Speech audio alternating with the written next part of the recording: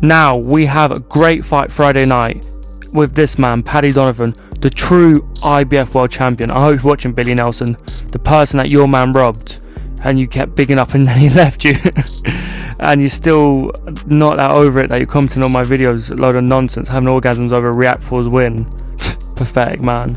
But Paddy is fighting Karen, who is a tough fighter. I'm not going to pronounce his last name, but he is the man who fought Boots twice and took him the distance twice.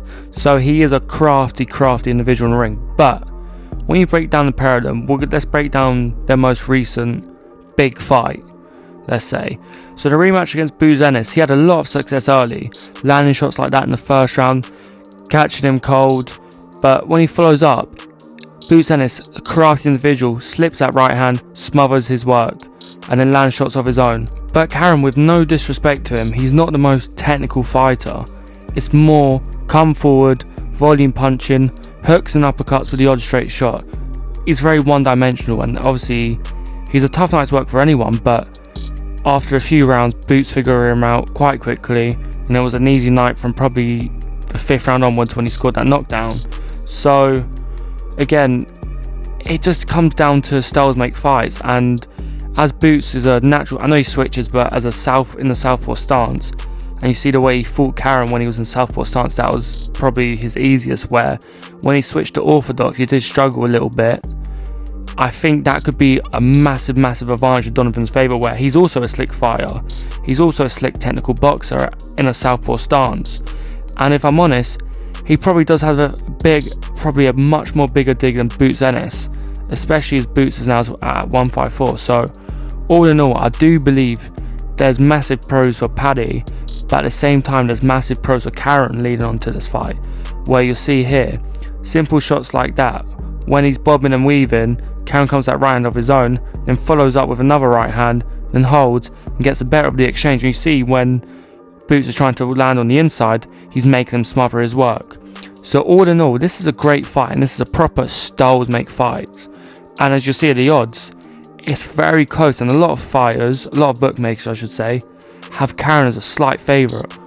Although, on paper, I can see that being the other way, but also the same way. I do believe, I'll be honest, if I was a bookmaker, I'd say, probably same as Wardley, I'll probably say Paddy Donovan 10 to 11, and I'll probably say Karen at evens. I believe it's that sort of fight, but I do believe Paddy Donovan has just a bit more about him, although Karen has a better resume. But the thing is with Paddy Donovan is he should be the world title. This should be for his world title, but obviously he got robbed, as you see against Lewis Crocker. And this goes back to the point, lead hook, caught at 10-8, conceded one in the third, but then started landing good shots of his own. You know, besides the 2 knockdowns from Crocker, Paddy Donovan won all 10 rounds besides that. So it was a clear win. Bit like Dubar Wardley, where I know he didn't get the knockdown. You'll see here as well, when he goes in, his chin's up, he's exposed, and again, that lead hook, same shot twice, but both on the back foot. So that's one thing Paddy does need to be careful of. And again, right hook, but then smothers him round. But back to my point where I said about Wardley Dubois, I know he got the stoppage late on, but besides that 2 knockdowns from Wardley, every other moment was easily won by Dubois, and it was exactly the same here. Besides, obviously, he went the distance, and you see with Paddy, he bewildered him, he troubled him, his feints.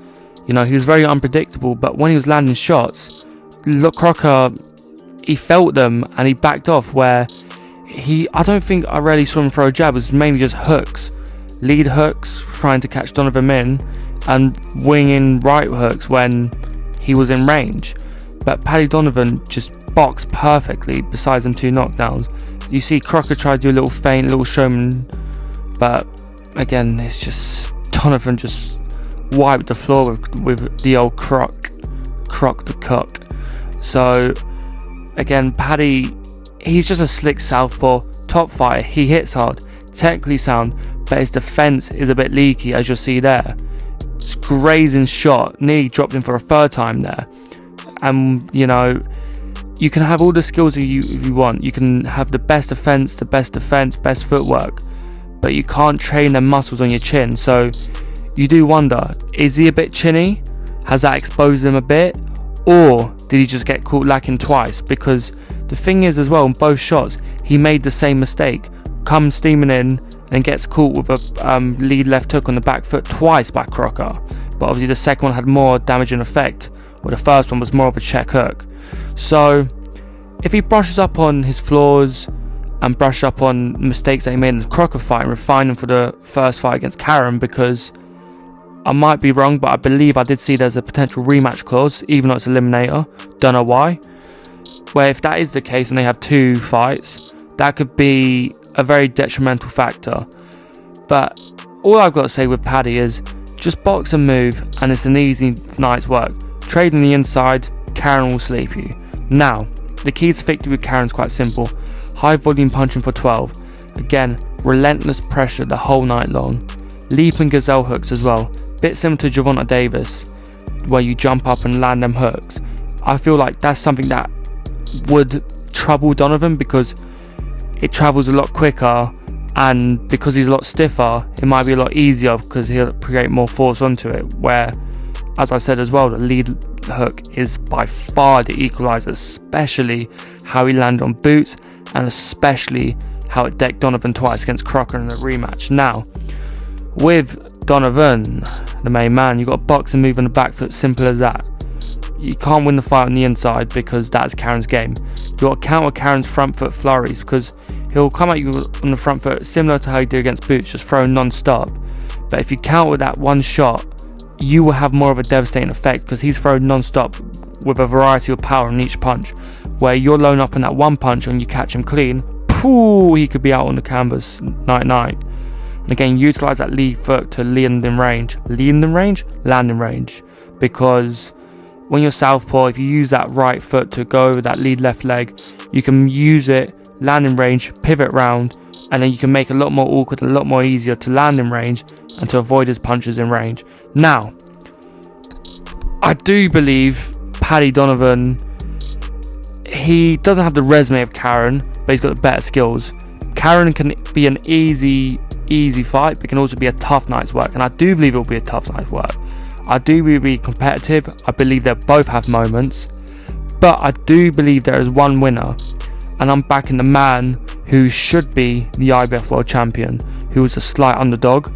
I do believe he's just technically too good for him, but the thing with Karen is you can never write him off. This is why I said I do believe it will be close and competitive, but I do believe Paddy will win. I don't know if he'll stop him. He has capability of stopping him, but I don't know if he could win on points, because again, it's in Germany. I can't remember from the top of my head, but Karen is from Germany, but I know he's somewhere from Europe, so he has more of the home crowd, so judges will favour him more, hence why I just did Paddy to win. And I do believe, if you point a gun to my head, I'll probably say there's a 60-40 in Paddy's favour, just based off his technical ability, his boxing IQ, his footwork, his jab, and all in all, a tricky, awkward fighter for anyone, especially someone like Karen. But that is all for today. Hope you enjoyed. Please like, subscribe, and as always, this ain't financial advice. It's going to be what I'd be betting and backing based off my own research.